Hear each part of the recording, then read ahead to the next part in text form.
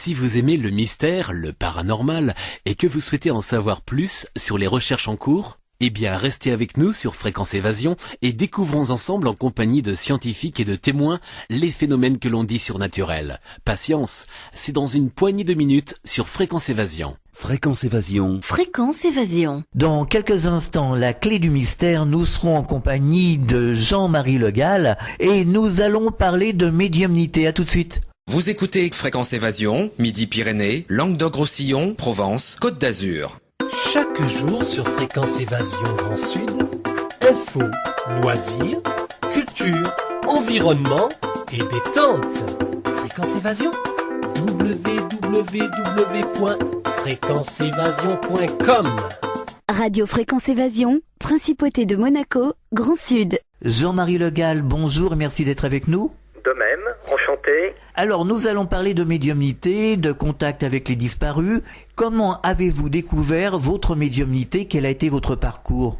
Eh bien, écoutez, elle a commencé dans la tendre enfance, aux grandes dames de mes parents qui me voyaient me précipiter dans leur chambre à coucher en leur disant je vois la nuit ou pendant la journée des personnages qui me d'une façon tout à fait palpable ou qui me parlent, et donc dans les éléments nocturnes qu'il se passait, mes parents se précipitaient avec moi dans la chambre, allumaient en grand la lumière et là me disaient écoute, non Jean-Marie, il n'y a rien, tu as fait un cauchemar, tu as rêvé. Donc c'était, pour un très jeune enfant, ça a été très très très difficile à gérer, pour faire concrètement un épisode qui a été important, qui s'est déroulé dans les années, effectivement, je situerai dans les années 74, où j'allais en vacances en Bretagne et où je me suis retrouvé chez une tante par alliance à mon père, à Saint-Paul-de-Léon, dans le Finistère, et il y avait un petit manoir tout à fait, je dirais, écossais, irlandais, et vraiment le décor était planté avec les arbres, les pierres épaisses, les grandes pièces assez mal éclairées, une tente très âgée et un peu cadavérique, je tiens à le dire, et lors d'un dîner, après, lorsque nous sommes allés coucher, nous sommes montés au premier étage de ce petit manoir. Tante Anne m'a indiqué une chambre, celle de mes parents. Nous nous sommes couchés respectivement. Et là, vers 3 heures du matin, à ma plus grande stupéfaction et peur, je sentais quelque chose de très inhabituel, comme si mes draps descendaient de mon lit. Alors, j'ai allumé la lumière spontanément. J'ai trouvé ceci en bas de mon lit. Je me suis dit peut-être, dans un mouvement nocturne inconscient, j'ai dû pousser avec mon pied les draps. Donc, j'ai remonté machinalement les draps. Et au moment où j'ai réatteint la lumière, là j'ai ressenti le même phénomène, j'ai allumé la lumière, j'ai vu ce drap, je dis bien de visu, descendre jusqu'en bas de mes pieds, j'ai rééteint la lumière, et là j'ai vu devant moi, comme pourrait-on dire, se matérialiser en 3D, sortant des murs, comme un hologramme, en essayant de trouver des mots le plus humain possible, des visages, avec en plus le buste complètement qui se dessinait, sur ces têtes des espèces de casques qui avaient l'air être des casques allemands, un haut d'uniforme qui me semblait être habilité à des soldats ou des officiers, et venant m'entourant auprès de mon lit. Vous imaginez pas la peur et la stupeur que j'ai pu avoir, au point qu'à l'époque, croyant que je rêvais, je me suis mordu au sang. J'ai essayé de sortir quelques mots de ma voix qui étaient complètement étranglés. Je me suis mis, ce qui peut paraître ridicule, sous les couvertures, claquant des doigts en attendant que ça passe. Finalement, j'ai refait surface, si je puis dire, et j'ai vu ces formes lumineuses repartir et se dématérialiser à travers le mur. Le lendemain matin, nous arrivons au petit déjeuner. Tante Anne, ainsi que mes parents, demandent si la nuit s'est bien passée. Je vous avoue, je garde le silence. J'évoque seulement avec cette personne un peu demandant l'historique de ce manoir, qu'il était ancien, voilà. Et je vois tante Anne qui me dit, mais écoute Jean-Marie, oui, il a une sacrée histoire, et je peux te dire maintenant, au premier étage où a dormi tes parents, pendant la Seconde Guerre mondiale, les Allemands étaient arrivés jusqu'en Bretagne, tout le monde le sait. Le manoir avait été réquisitionné. Dans la chambre de tes parents dormaient les officiers de la Wehrmacht, mais par contre, dans ta chambre, il y avait tous les simples soldats, et surtout des soldats qui venaient du front de l'Est. Vous imaginez pas la stupéfaction. J'étais à ce moment-là en train de manger tranquillement un croissant et un chocolat au lait. Le croissant s'est retrouvé dans le bol de chocolat avec des yeux complètement ouverts et ahuris. Je me permets de vous citer cette anecdote à des fins pour un peu faire présenter ce genre de manifestation. Et ça n'a pas été du tout évident. Après, il y a eu d'autres épisodes, jusqu'au jour où, effectivement, dans les années 75, lors d'un repas familial, alors il faut replacer à l'époque, il n'y avait pas tant d'émissions que maintenant. C'est vrai, oui. Tant de radio, tant de revues, d'émissions radio ou web, maintenant Internet. Et lors d'une soirée amicale avec des cousins qui habitaient à l'époque à Saint-Mond-des-Tourelles, le sujet est venu à parler de médiumnité, de philosophie spirite, d'écriture entre guillemets automatique, de table tournante, de choses comme ça. Les avis étaient très partagés pendant ce repas, et à la fin de celui-ci, notre cousine nous a proposé d'une façon tout à fait familiale, sans rituel, sans encens, sans bougie, j'en précise, sans tout une mise en scène, d'aller tout simplement dans l'entrée de l'appartement, de prendre un petit guéridon, du reste qui n'est pas loin et que j'ai conservé. Et j'ai vu, je n'ai pas participé au départ, j'ai vu un certain nombre de personnes se mettre autour de cette petite table, poser les mains, la cousine demandant le silence, le recueillement, demandant l'inspiration, je ne savais même pas, des guides spirituels. Je regardais ça de loin, assez dubitatif, je vous avoue. Et j'ai vu à un moment donné cette petite table qui a commencé à craquer, éventuellement à se déplacer sous les doigts des gens, ou éventuellement à monter sur un pied. J'ai trouvé ça curieux, mais je me disais, bon, il y en a au moins un sur l'ensemble des personnages qui sont là, qui est en train de pousser volontairement ou involontairement cette petite table. Et c'est vrai qu'en la poussant un peu plus, ça la faisait un peu monter sur un pied, retomber. Et là, je voyais que ma cousine utilisait un code, un coup pour oui, 2 coups pour non. Alors effectivement, ça fait un peu télégraphique moyenâgeux. Surtout à l'heure d'Internet maintenant, et puis ensuite de voir un coup pour oui, un coup pour non, et puis après d'éplucher l'alphabet, 1, 2 coups, 3 coups, 4 coups, A, B, C, D, ce qui a été suffisamment long dans le temps, jusqu'à obtenir un message, René, qui semblait être la présence de mon de mon grand-père défunt. Et puis c'est vrai que les gens ont commencé un peu à se lasser au bout de 5-10 minutes, un quart d'heure de ce genre de choses. Je regardais toujours cette scène d'une façon observatrice, et puis ma cousine m'a dit, mais Jean-Marie, pourquoi tu viens? Et finalement on s'est retrouvés à 3 personnes, ma maman, qui continuait à jouer le jeu, si je peux dire, ma cousine et moi. J'ai posé les mains sur ce guéridon qui a commencé à craquer, et je me suis dit, de toute façon, comme moi je ne pousse pas la table, soit c'est ma maman volontairement ou inconsciemment, ou ma cousine, qui manipule la table. Ma mère s'est retirée, donc s'est retrouvée avec 2 personnes, l'une en face de l'autre. Et puis là, bon, c'était soit moi qui trichais, et je ne le faisais pas, soit elle qui manipulait la table. Et là, il y a eu un moment, je dirais tout à fait bouleversant, où brutalement ma cousine a retiré les mains, donc je me suis retrouvé, si je peux dire, en tête à tête avec mon guéridon.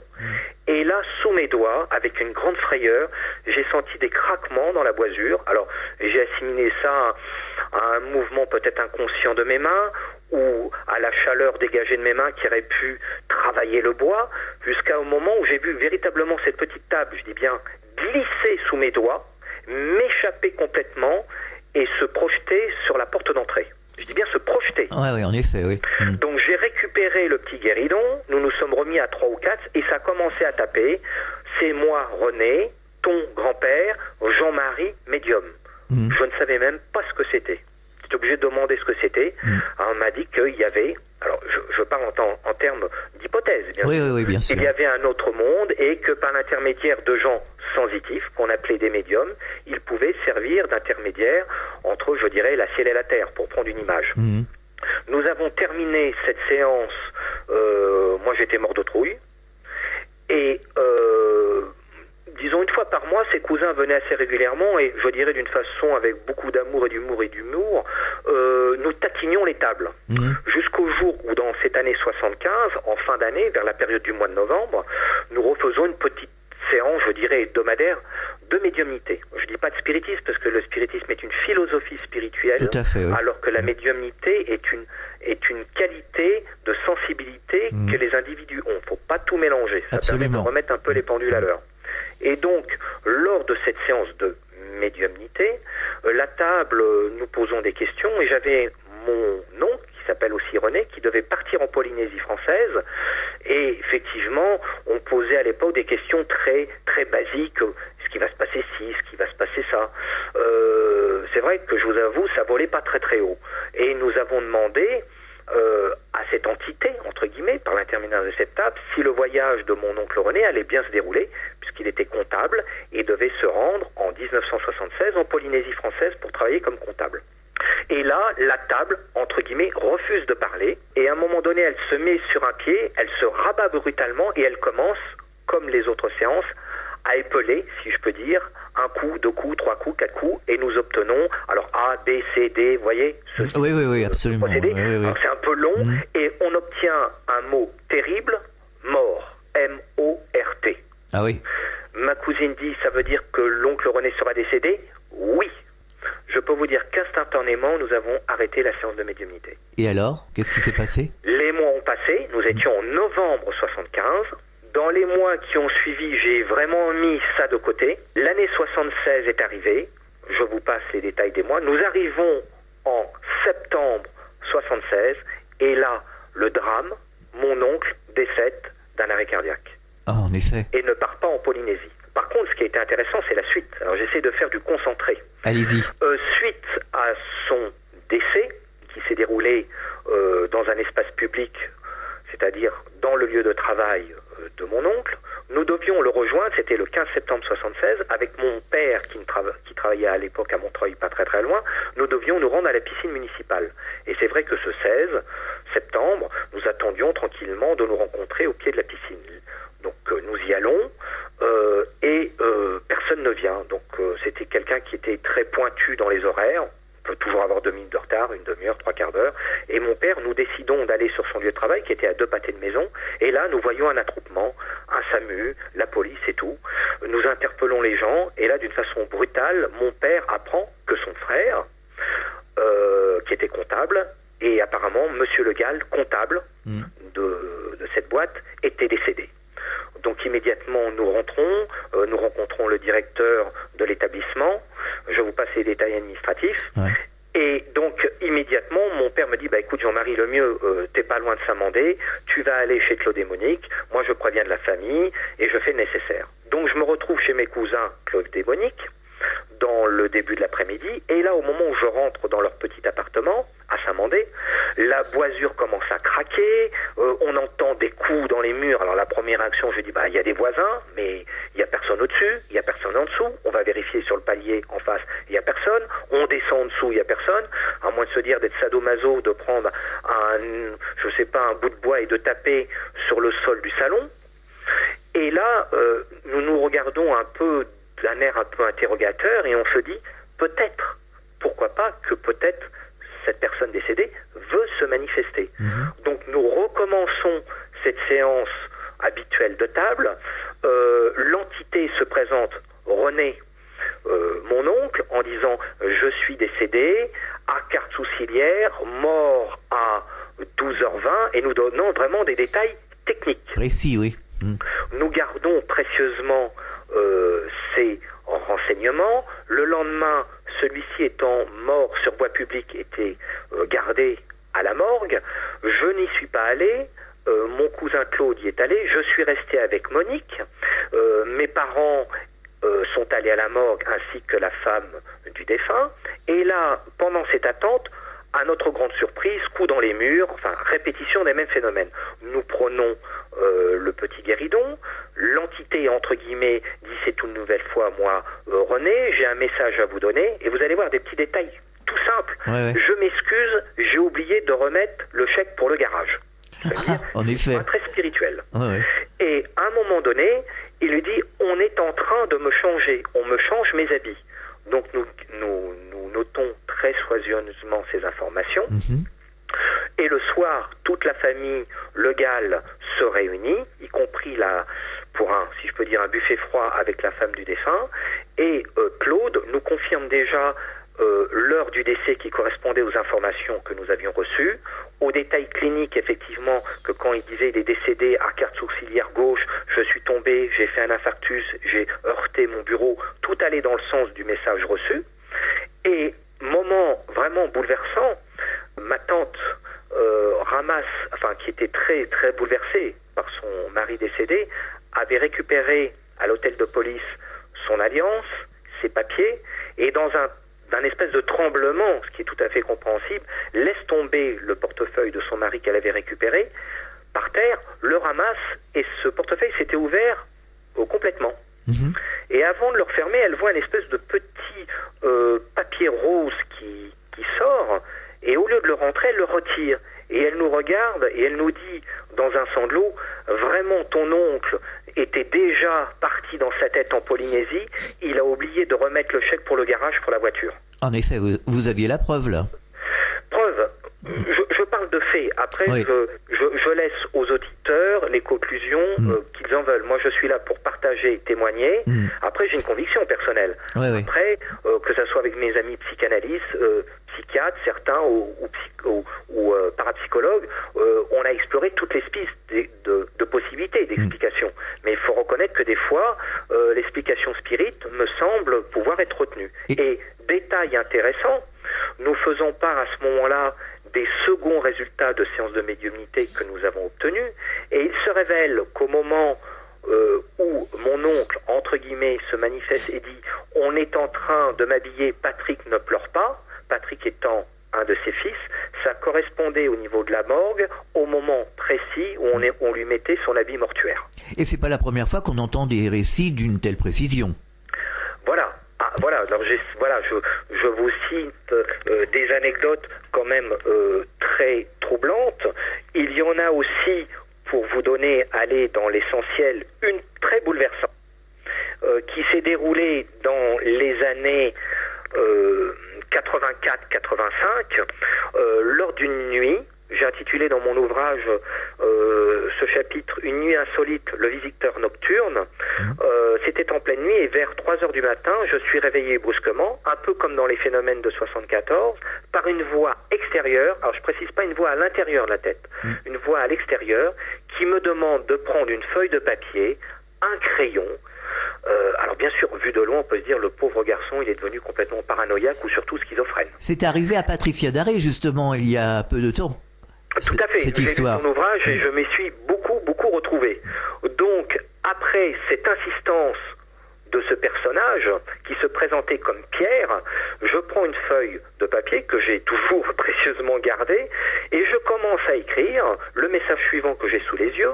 Pour Albert, qui est le prénom de mon père, Clermont-Ferrand, classe de mathématiques du 3e degré, te souviens-tu, ici Pierre Pécois, ce fut en décembre, le 20 décembre 1941, notre supérieur s'appelait Barrier, la vie continue. Et je me retrouve avec cette feuille d'écriture automatique. Le lendemain, je me rends au domicile familial, je fais part à mon père de cette nuit un peu agitée, et je lui remets en main propre ce document. Et je le vois, mon père était quelqu'un de très solide physiquement et psychologiquement, ouvert mais très prudemment dans ce domaine-là, et j'ai vu véritablement cet homme devant moi devenir livide, se mettre à larmoyer, à pleurer, aller dans son bureau et revenir avec un papier vert, avec une jeune femme dessinée, bien stylée. Je ne comprenais pas de ce que ça voulait dire, et je vous confie ce qu'il a écrit comme témoignage. Allez-y, oui. Il met, mon fils Jean-Marie, qui habitait à l'époque rue du Théâtre, dans le 15e arrondissement, nous rendit visite. J'ai reçu un message pour toi cette nuit, me dit-il, en me tendant une feuille de papier sur laquelle était griffonné, parfaitement compréhensible. La lecture du dit message me laissa complètement stupéfait, et pour cause. Il lui avait été dicté par un de mes anciens camarades de collège 1941, dont je ne lui avais jamais parlé et qu'il n'avait bien entendu jamais connu. Il faisait allusion à un témoignage de satisfaction que nous recevions si rémunérité à la fin de chaque trimestre lors de la remise des notes. Il s'avère que cela s'est bien passé le 20 décembre 1941, que notre hôte s'appelait Barrier. J'ai retrouvé la confirmation lorsqu'en rangeant ma bibliothèque, je retrouvais le fameux témoignage de mon copain qui m'avait offert et avait dessiné au verso le portrait d'une charmante demoiselle. Et ce qui est intéressant, bien sûr là les auditeurs ne peuvent pas le voir, mais dans l'ouvrage, j'ai mis effectivement ce témoignage de satisfaction, ainsi que l'écriture automatique. Mais les personnes qui éventuellement feuilletteront cet ouvrage verront quelque chose qui est très percutant, c'est que l'écriture automatique dans la signature du supérieur Arié et dans le témoignage de satisfaction signé effectivement de ce superviseur, les initiales du départ de ce monsieur sont absolument identiques. On marque une pause, on revient dans quelques instants. Fréquence Évasion, Midi-Pyrénées, Languedoc-Roussillon, Provence-Alpes-Côte d'Azur. Fréquence Évasion vous informe sur votre région. Que se passe-t-il près de chez vous? Pour le savoir, cliquez sur Région et Office de tourisme. Bon séjour dans le sud. Venez visiter le site Fréquence Évasion, www.fréquenceévasion.com. Radio Fréquence Évasion, le son de la Côte d'Azur. Nous sommes de retour sur Fréquence Évasion, nous parlons de médiumnité, c'est la clé du mystère, et nous sommes toujours en compagnie de Jean-Marie Le Gall. Alors j'aimerais qu'on revienne un petit peu en arrière, tout au début de notre conversation, tout au début de l'émission, vous nous parliez de l'arrivée de ces entités qui se sont matérialisées comme ça. Alors une fois matérialisées, ces entités, est-ce qu'elles étaient aussi nettes qu'une personne incarnée sur Terre? Eh bien, ça, pour être honnête, ça dépend des fois. Des fois, c'est quelque chose de très vaporeux. Des fois, j'essaie de trouver des mots humains pour pouvoir être le plus explicatif possible. Des fois, c'était très statique, comme maintenant on nous parle de projection en 3D comme un hologramme. Ouais. Et effectivement, des fois, netteté qui, des fois, même dans certaines situations, je vous avoue, de ma vie, me pose des problèmes parce que je ne sais pas si c'est quelqu'un qui fait partie de notre réalité, c'est-à-dire Monsieur Tout-le-Monde, vous comme moi, ou si c'est un personnage qui est, entre guillemets, qui vient de l'autre côté. Oui, on peut arriver à les confondre.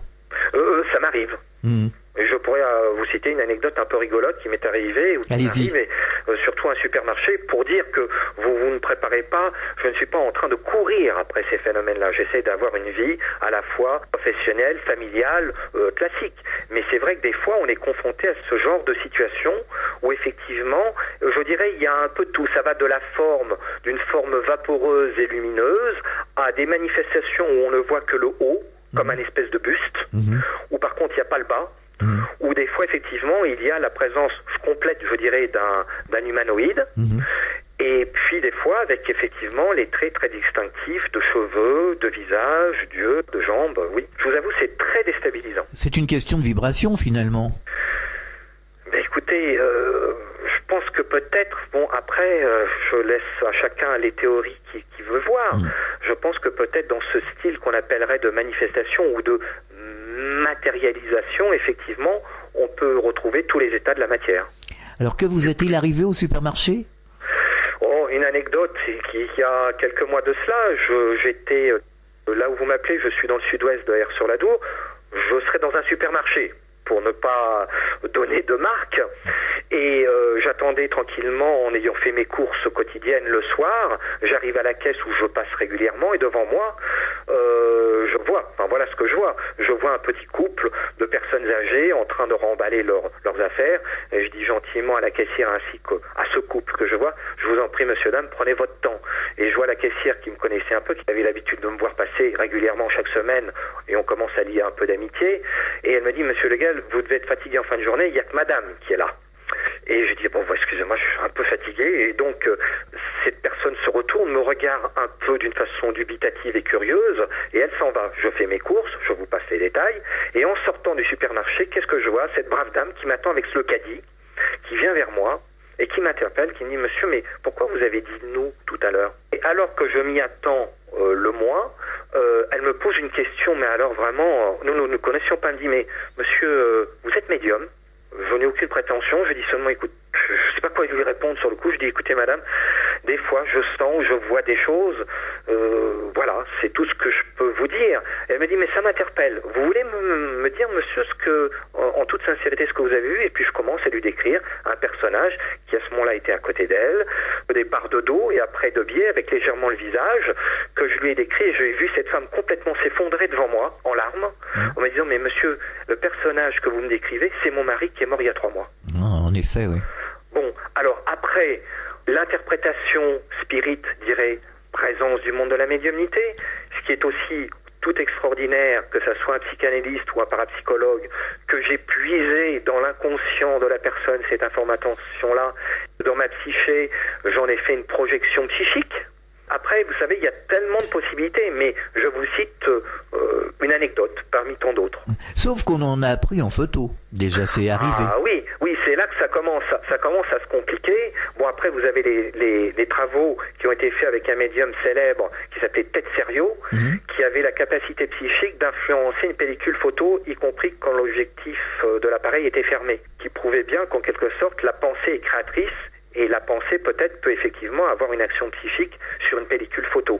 Mais c'est vrai qu'on a des phénomènes très, très, très troublants. Je crois que plus j'avance dans ce domaine-là, j'ai au moins une certitude, c'est que je sais que je ne sais pas. J'ai une expérience, si je peux me permettre de vous l'expliquer. Je vais vous expliquer comment ça s'est produit. J'étais avec un ami assis sur un banc face à une maison. C'était ma propre maison d'ailleurs. Et je regardais tranquillement la maison. Je disais, tiens, on pourrait faire ci, on pourrait faire ça. Et il y avait une voiture la voiture était sur la gauche à peu près à une 30aine de mètres. Et j'ai vu une forme lumineuse, je l'ai encore dans les yeux là, au moment où je vous en parle, et d'une forme humanoïde, mais on voyait pas ni les yeux ni quoi que ce soit. Et je l'ai vu, il y avait un mouvement, comme si la personne se baissait pour ramasser quelque chose, enfin. Et j'ai dit à mon ami qui était à côté de moi, je lui ai dit, regarde, il y a quelqu'un auprès de la voiture. Moi, j'avais déjà compris de ce qui se passait, mais ça va très vite. Donc, je lui dis, regarde, il y a quelqu'un près de la voiture. Il me dit, mais non. Je dis, je te dis, il y a quelqu'un près de la voiture. Et moi, je me suis levé, la forme est passée derrière la voiture, et lui, il m'a suivi, il est passé derrière la voiture. Et il s'est trouvé juste à 3 mètres de la forme. La forme, on pourrait dire, se sentant piégé ou poursuivi, est parti dans le champ en face. Et moi, je l'ai revu à ce moment-là, et je l'ai vu, et mon ami courait après cette forme dans le champ, et je l'ai vu se dématérialiser. Et il y a eu un mouvement. On était 3 finalement dans cette histoire. Donc là, c'était pas du subconscient. Non, mais je crois que effectivement nous allons dans le même sens, tout à fait. Voilà. Non, parce que ici, si vous voulez, on dit les choses telles qu'elles sont, comme le dit Jean-Jacques Charbonnier, que nous recevons ici régulièrement. On nous dit maintenant, faut appeler un chat un chat. Oui. Voilà. Et aujourd'hui, comment se traduit votre médiumnité? Mais c'est-à-dire qu'au fil du temps, elle s'est, je dirais, un peu affinée. Et à la fois, elle a pris une orientation, je dirais, pour essayer, sans prétention, d'aider et de soulager les gens. Je reçois en tant que magnétiseur spirit pour essayer de soulager mes contemporains. Alors je précise bien, sans ni de faire de diagnostic médical, ni de médicaments, mais en étant, je dirais, un complémentaire. J'aime pas le mot parallèle. Complémentaire. Conseiller. Au niveau d'aider les gens et de recevoir individuellement, en privé, en ne promettant pas monts et merveilles à chaque fois, mais en essayant, par rapport à des personnes qui viennent en consultation privée, je dis bien d'essayer, avec beaucoup de prudence et de modestie, d'établir un contact avec des personnes qui sont passées, comme je dirais, de l'autre côté du miroir. Donc, j'essaye d'aider aussi à ce niveau-là des gens qui ont perdu malheureusement dans les tragédies, que ce soit des enfants ou dans les couples, d'essayer d'établir ou de continuer à rétablir ce lien subtil entre des gens qui sont de ce côté et les personnes qui sont passées de l'autre côté. Alors donc vous entrez en contact avec les décédés. Alors j'aime pas ce mot décédés, je dirais plutôt les désincarnés ou les gens qui sont partis de l'autre côté. Nous essayons avec, je dirais, je ne suis pas, avec un peu d'humour, je ne suis pas quand même l'internet de l'au-delà. Non, bien sûr, bien entendu, on l'aura bien compris. Voilà. Comment se passe un contact et quels sont les messages qu'il vous adresse dans certains cas? Alors, écoutez, alors d'abord au sens universel du terme, parce que je ne tiens pas à m'enfermer dans un système. Je crois que d'abord il y a une période de recueillement, sans tomber dans un rituel. Demander, pour ma part, pas, mais ça c'est une conviction personnelle, au divin et à mes guides s'il y a la possibilité d'établir ce contact. Et ensuite, je suis un peu comme un poste récepteur qui est en attente. Je ne convoque pas, je ne fais pas parler les morts et je ne convoque pas les morts. Que les choses sont bien claires là-dessus. Je demande s'il y a la possibilité qu'elle se fasse grâce à l'intermédiaire de ces plans spirituels. Et ensuite, je suis en attente. Et là, il y a deux phénomènes qui se passent ou qui peuvent se combiner. Soit un phénomène, ce que j'appellerais de clairaudience, en répétant simplement, je dis bien, des mots ou des phrases qu'on me dicte en quelque sorte et que j'entends très clairement à l'extérieur et non pas uniquement dans ma tête, ce qui ferait peut-être penser plus à un phénomène de dédoublement de personnalité, de schizophrénie. Donc je répète un peu comme un perroquet, ou soit par rapport au consultant qui est là, par rapport à ce que je vois, comme je vous le disais il y a quelques instants, et qui arrive lors de la séance de médiumnité, le ou le personnage qui se matérialise, qui est soit statique, soit qui sourit, ou soit effectivement qui est là dans un certain type d'habillement ou de mimique, et je retranscris le mieux que je peux avec mes mots à moi, en décrivant le personnage ou les personnages qui sont devant moi. Et ça arrive où effectivement, je dirais, on a le sonique et le visuel, et là on a une espèce de dynamique en mouvement où effectivement il y a la présence, je dirais, de l'entité qui se communique, je dirais, un peu comme télépathiquement, et je retranscris le visuel et l'auditif. Et c'est vrai que là on a si je peux me permettre, des témoignages de personnes, c'est très troublant. C'est d'autant plus troublant que quand on obtient des informations, ça je tiens à le préciser par rapport aux éditeurs, des informations qui ne sont pas connues au départ du consultant. Parce que la grande théorie des psychanalystes et des parapsychologue, avec qui du reste j'ai pu dialoguer et travailler, ce qui montre que le sujet est très complexe, va vous dire, vous êtes un très bon mentaliste ou un très bon télépathe, et vous allez puiser dans l'inconscient collectif, si on est jungien, dans l'inconscient freudien, si on est freudien, une information qui est stockée dans la psyché, ce qui est tout à fait peut-être valable dans un certain nombre de cas. Mais quand on a un descriptif d'une information qui touche le domaine de la voyance dans le futur, qui va se réaliser. J'ai un certain nombre de cas tout à fait qui ont été validés après la suite de ces expériences, ou un détail technique concernant la personne ou le vécu de la personne qui est complètement ignoré du consultant lorsqu'il consulte, et que quelques mois plus tard, ou à retrouver des dossiers familiaux ou retrouver des albums de famille, on a la confirmation de l'information. Ça, c'est très bouleversant, parce que vous voyez les gens qui sont complètement dubitatifs pendant la consultation, et comme je dis aux gens, écoutez, je vous donne, voilà ce que je vois, voilà ce que j'entends, vous en prenez note, vous direz est-ce que ça colle à la réalité du personnage, ou soit ça peut arriver que même j'ai absolument bouleversant d'un couple qui était venu me voir, ça remonte il y a 3 ou 4 ans, où au moment où le couple s'assoit, je vois se matérialiser à côté de cette maman, un jeune homme je dirais qui à l'âge de 13-14 ans, habillé avec un t-shirt de basket jaune, me montrant sa tête, et la tête saignant et tombant brutalement. Et je lui ai dit, mais excusez-moi madame, alors est-ce que je me permets d'attirer votre attention? Je vois, voilà, je vous demande pas d'adhérer à mon discours, je vous dis ce qui se présente. Un jeune homme d'une quinzaine d'années, avec un t-shirt jaune de basket, qui semble avoir très mal à la tête, ça saigne, il tombe, alors il a l'air d'avoir d'une humeur brutale, et je vois cette femme qui s'effondre en me disant, vous êtes en train de me décrire mon fils de 15 ans, qui est mort d'une rupture d'anévrisme juste au moment de commencer un match de basket. Et en plus, ça correspondait à la couleur de son maillot et ça correspondait au numéro qu'il portait. Fréquence Évasion. Fréquence Évasion. Alors oui, j'évoquais quelques souvenirs de séances de médiumnité, et pour peut-être l'illustrer aussi autrement, je peux citer le nom de la dame qui m'a donné cette autorisation. Une fois, j'ai une dame qui est venue, qui s'appelle Madame Labatte, qui est sur la région d'Astafort, et qui... je dirais, à la suite de ces consultations, poser des questions d'ordre personnel, et elle a apparemment son grand-père paternel qui se manifeste, et elle voulait avoir quelques renseignements sur son fils.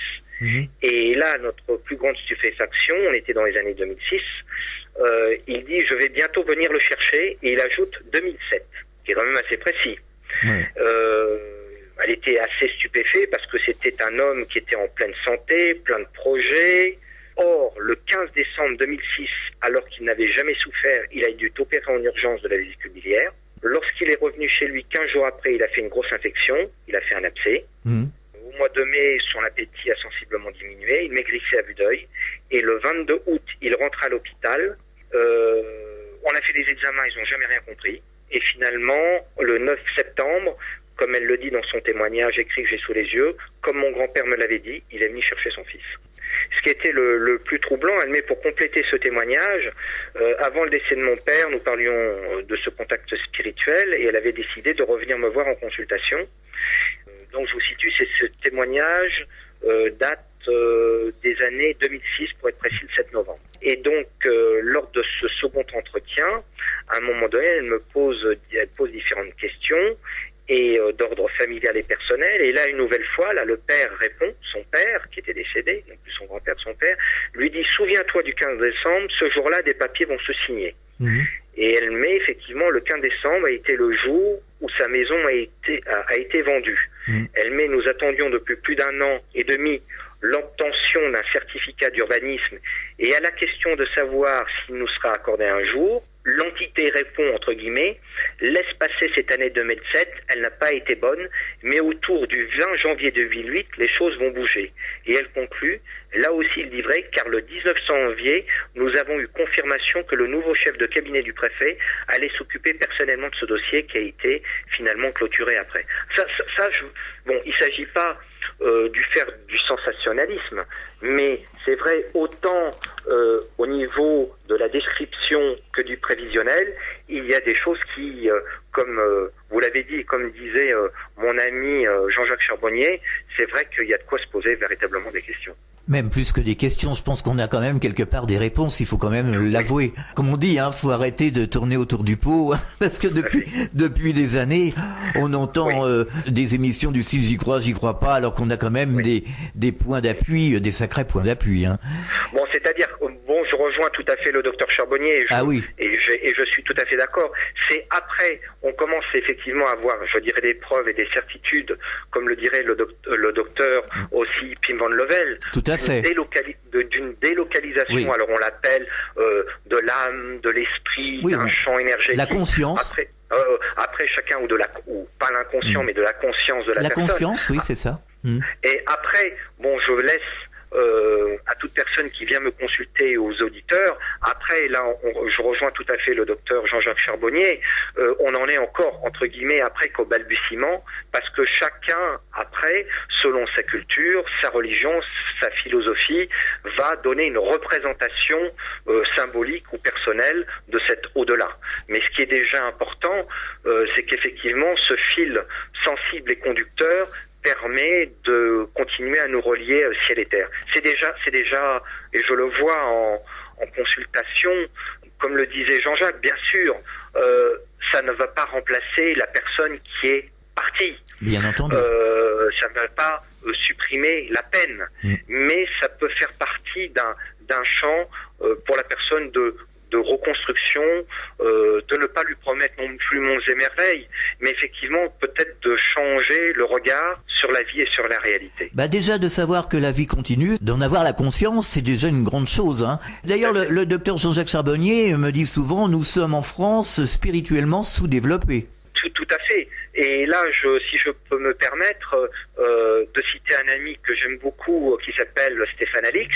Oui, que nous avons ici à ce micro, oui. Un certain nombre de documentaires où j'ai modestement participé dans une série qui s'appelle Enquête extraordinaire, et j'ai entre les mains, sans faire de publicité, la dernière revue de son organisme de l'INRES, s'appelle Inexploré, et il y a un chapitre très percutant ce mois-ci, précisant que ce journal, je n'ai aucun intérêt publicitaire ni financier, est accessible au grand public dans les kiosques et dans les journaux, et par rapport à ce que vous venez de dire, eh bien, il y a effectivement une terre d'accueil qui est le Brésil, où finalement tout ce côté spirituel, spirit et médiumnique, et je dirais complètement dans un certain nombre d'hôpitaux, complètement intégré en plus des techniques tout à fait rationnelles et traditionnelles d'IRM, de scanner, où vous avez effectivement une fédération spirit brésilienne de médecins et dans certains hôpitaux qui effectivement continuent la possibilité de cette action à la fois énergétique et spirituelle. Oui, il faut arriver à sortir de la désinformation, des tabous religieux et médiatiques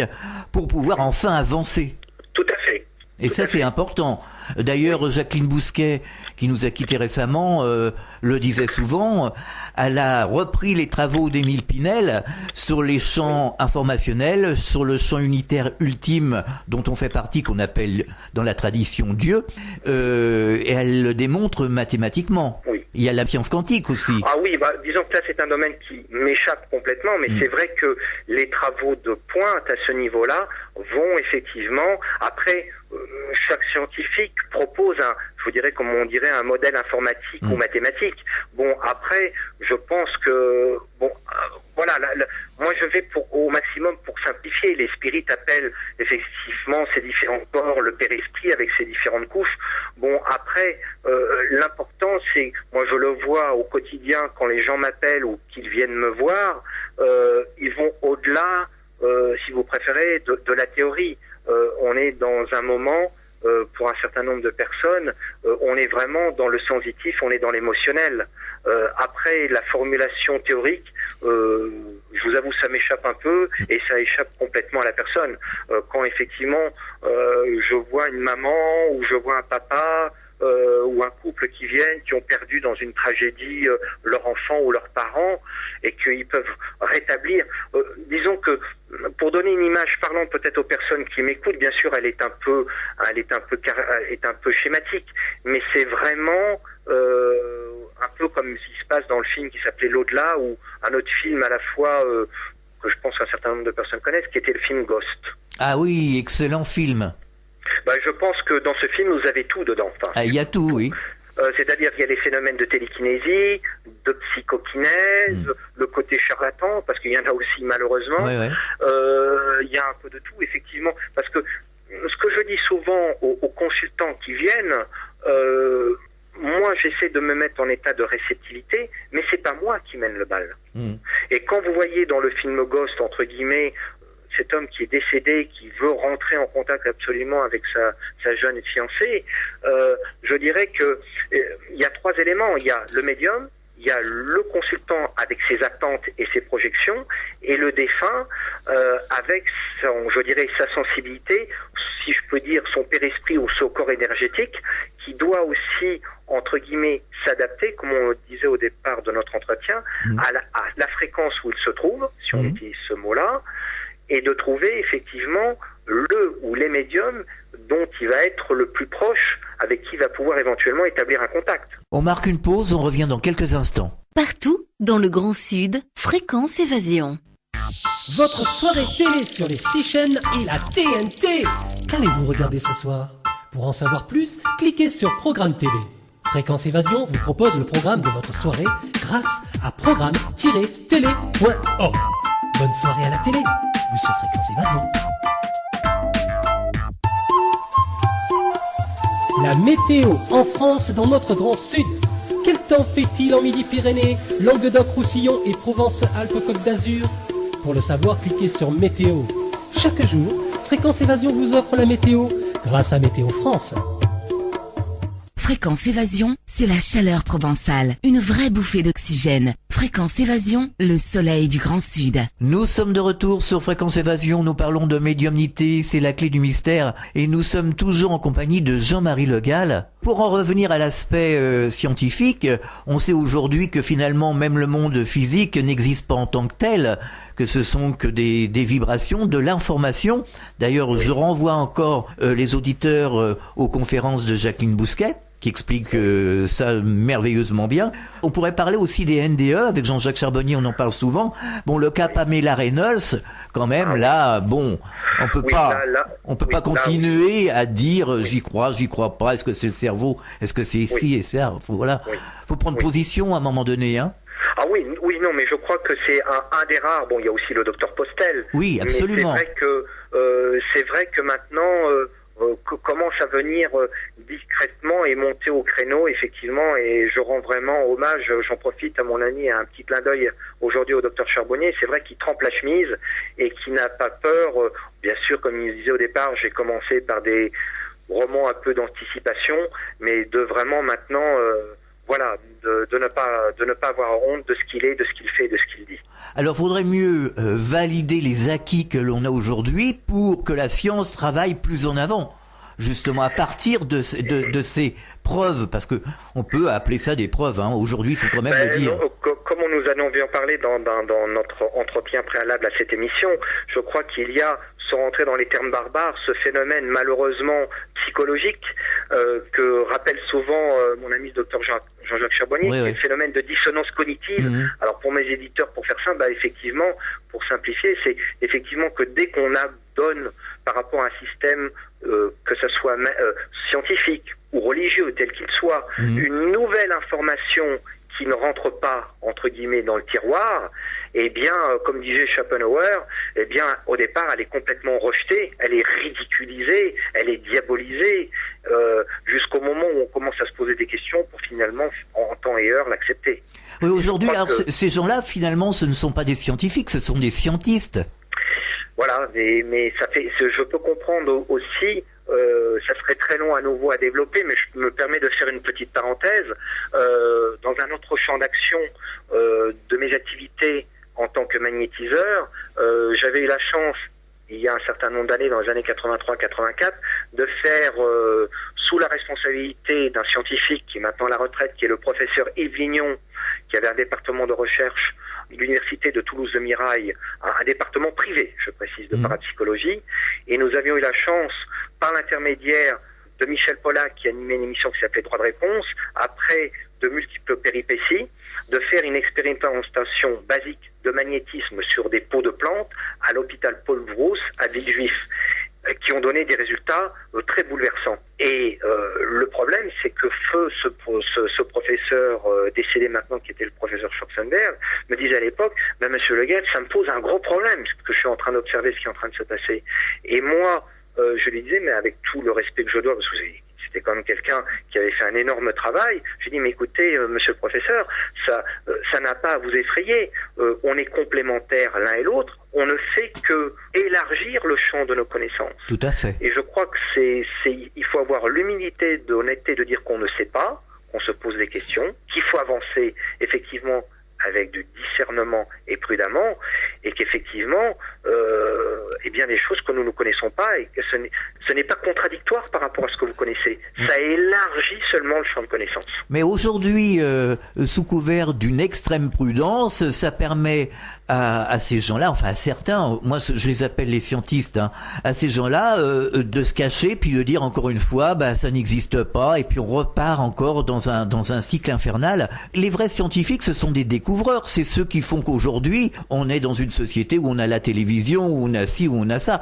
Oui. Il y a quelques siècles, on aurait parlé de télévision, vous aurez brûlé en place de grève. Hein. Tout à fait. Mais je crois ce qui touche aussi le problème, que ce soit d'ordre religieux ou d'ordre politique, c'est qu'effectivement c'est tous les enjeux qu'ensuite ce genre de découverte fait. Et c'est vrai que peut-être par rapport à certaines personnes, par rapport à leur nomination personnelle, leur carrière, l'institution, effectivement, ils font profil bas, parce qu'effectivement, ça risque autant au niveau familial qu'au niveau financier que professionnel de leur coûter. J'en avais parlé il y a, mais maintenant, de nombreuses années, quelqu'un avec qui j'avais travaillé et dialogué, qui était le professeur Rémi Chauvin, le célèbre ethnologue qui avait travaillé sur les fourmis et les abeilles, qui était professeur d'université et enseignant à la Sorbonne.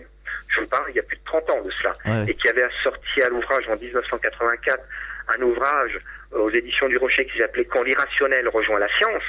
Et lorsque nous dialoguons ensemble, il avait effectivement dans sa chaire de recherche des étudiants qui voulaient faire des thèses de parapsychologie. Je vous parle, on est dans les années 80, et qui leur disait à ces étudiants, écoutez, si vous voulez être sûr de terminer votre cursus, de trouver un travail et d'avoir un job après, je vous conseille très fortement, vous pouvez avoir une conviction personnelle, mais si vous allez dans cette direction-là, excusez-moi, vous allez vous casser la gueule et vous allez avoir votre carrière brisée. Oui, c'est ce qu'on avait dit à Jacqueline Bousquet, qui était directrice du CNRS à l'époque.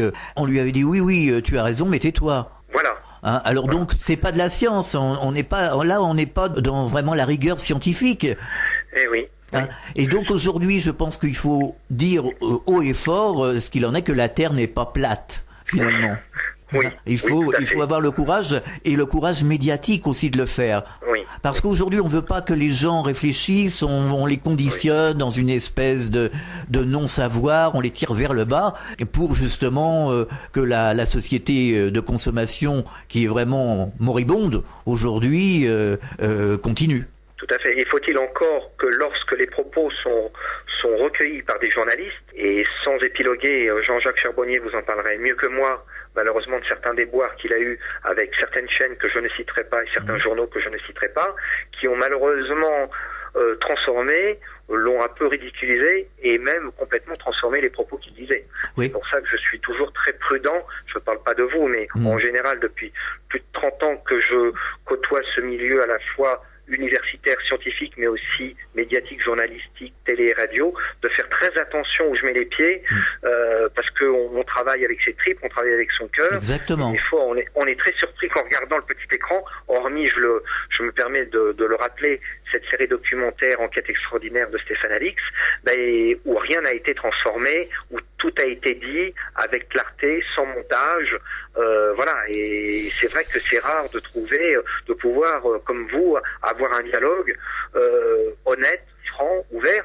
Après, les gens, ils en pensent, comme je dis aux gens, après les gens, ils en pensent ce qu'ils en veulent, mais qu'au moins l'information soit donnée le plus honnêtement possible. C'est aux gens de s'ouvrir aussi, hein, de faire l'effort de compréhension, de comprendre les choses. D'ailleurs, vous me parlez de Stéphane Alix sur M6, c'est la seule émission que j'ai pu regarder qui tienne la route, hein, c'est la seule. Sans vouloir non plus en rajouter des couches, il y en a quand même un. Je me permets d'en parler parce que j'y ai participé. Il y avait du reste Stéphane Alix à l'époque c'est Damien Amoussi qui faisait une émission qui traitait du paranormal, les soirées du paranormal, où là nous sommes retrouvés un soir du reste avec le docteur Thierry Janssen, effectivement Stéphane Alix et moi-même sur le thème des guérisseurs et des magnétiseurs. Et là une nouvelle fois c'était dans la même dynamique qu'effectivement dans l'ouverture, dans le respect et dans effectivement le dialogue. Et c'était sur quel média? C'était sur quelle chaîne? Direct 8. Oui, bon. Direct 8. Mais c'est Non, je dis pas ça pour faire de la pub. Non. Je dis ça simplement, il faut avoir l'honnêteté de dire que certaines personnes ont fait et font en temps et heure quand même leur travail d'une façon objective. Mais depuis des années, on peut dire que c'est quand même un minimum d'informations objectives qui passe à la télé, hein. Oui. Je vois que très souvent, sans prétention, on m'appelle Monsieur Le Gall, une interview télé, radio et tout. Je suis très prudent. Très prudent, parce que, comme on dit, on n'a jamais forcément, en termes techniques, les rushs télévisuels ou effectivement les bandes qui vont passer au niveau radio. Mais bon, ça se démocratise. Il y a quand même des gens comme vous, comme d'autres, qui quand même, je dirais, trempent la chemise et essayent de donner une info. Moi, je pense qu'il est déjà important, c'est de transmettre l'information. Oui, exactement. Après, c'est les gens qui font une introspection personnelle. Je ne suis pas là avec vous pour vendre de l'au-delà. Non. Nous, on est là pour informer, parce qu'il y a des gens qui font un travail magnifique. Bon, je cite beaucoup Jacqueline Bousquet parce qu'elle était quand même bousculée et c'était quand même une tête. Jacqueline Bousquet, c'était quelqu'un. Il y en a d'autres, évidemment. Hein. D'ailleurs, tous ceux qui participent également, français ou étrangers, au grand colloque de Sonia Barcala, par exemple, ce sont des gens hors pair, hein, qui font un travail magnifique. Il faut en parler de ces gens-là. On n'en parle jamais. Oui. Donc maintenant il faut mouiller la chemise. D'ailleurs, les auditeurs ne sont pas dupes. Les auditeurs, ils comprennent qu'on leur sert de la soupe au bout d'un moment. Il faut dire les choses telles qu'elles sont, il faut informer. Oui, et je crois que je vous remercie justement de ce partage depuis tout à l'heure où effectivement on peut donner des informations aux personnes. Après, libre à eux d'en prendre ce qu'ils en veulent et d'en faire ce qu'ils en veulent, mais au moins de donner des informations le plus objectives possible. Vous savez que les gens sont plutôt perdus par la non-information, ils sont très demandeurs d'explications. Je m'en aperçois, mais seulement je m'aperçois qu'effectivement au quotidien, les gens vont mal, se posent beaucoup aussi de questions. Seulement, c'est vrai que dans ce domaine-là, sans jouer les gourous, c'est vrai qu'il y a de tout. Malheureusement, il y a de tout. Et c'est pas forcément évident de de faire la part entre quelqu'un qui essaie de faire effectivement tant sur le plan scientifique que tant sur le plan de son travail personnel, et bien de travailler avec une éthique et avec son cœur. Oui, ça c'est encore un autre domaine. Tout à fait. Jean-Marie Le Gall, est-ce que vous donnez des conférences à Paris? Eh bien écoutez, là dans l'immédiat, non. J'ai levé un peu le pied depuis 2 ans parce que j'allais dans un certain nombre d'associations tout simplement et bénévolement partager mon aventure personnelle, mais là non, pas dans l'immédiat. D'accord. Alors vous avez un site internet où l'on peut vous retrouver? Alors, je précise, j'ai un site, je vais vous avouer, je suis un néophyte complet de l'informatique. C'est une personne qui s'occupe de mon site. Donc, j'ai effectivement un site que je dirais un site de présentation, si je peux me permettre de le donner. Allez-y. Qui est le www. tout en minuscule et attaché Jean-Marie Legall, Legall.com. Je précise que c'est un site qui est non payant. Oui. C'est-à-dire que quand vous allez aller sur le site, il y a effectivement un espace radio, d'émissions de radio, un peu d'extraits de télévision, d'articles de presse, de témoignages de personnes qui sont venues me consulter, d'articles divers. Voilà, c'est pour se présenter. Voilà, comme à titre d'information. Mais je précise, par contre, je n'ai pas d'email. Important. D'accord. Voilà. Alors, pour terminer cette émission, est-ce que vous avez un message adressé aux auditeurs? Eh bien, je crois que c'est qu'il faut garder l'espoir. Il faut, dans ces temps un peu difficiles, rester positif, garder espoir. Et je crois que par rapport justement à ces moments difficiles que nous pouvons avoir, de dire que la réalité que nous voyons n'est peut-être que comme un iceberg, on ne voit qu'une partie de la réalité, que cette réalité est beaucoup plus complexe que cela, et que peut-être notre vie sur Terre, après à chacun d'y trouver ce qui lui correspond le mieux, mais vaut le coup d'être vécu, et tant qu'il y a de la vie, il y a de l'espoir, et que surtout savoir que peut-être en son âme et conscience, que peut-être effectivement le rideau ne tombe pas uniquement à la fin de la mort de notre corps physique, et que nous allons peut-être découvrir d'autres horizons. Oui, et puis on s'aperçoit que finalement c'est nous qui sommes morts. Oui, mais je crois qu'il y avait un maître zen qui disait cette belle parole: il vaut mieux mourir en s'éveillant que dormir toute une vie. Tout à fait. Il faut rester dans l'ouverture en tout cas. Voilà, l'ouverture, l'humilité, la prise de conscience et avancer, mais voilà. C'est peut-être un peu simple comme message, mais et surtout garder l'esprit ouvert, au sens propre comme au sens figuré. Savoir se remettre en question et se dire peut-être par rapport aux questions que nous avons évoquées, pourquoi pas. Sinon on sera encore comme les hommes des cavernes. Hein. Oui. Jean-Marie Le Gall, merci d'avoir participé ce moment avec nous et à très bientôt sur cette antenne. Au revoir. Merci beaucoup de ce partage. À très bientôt. Fréquence Évasion.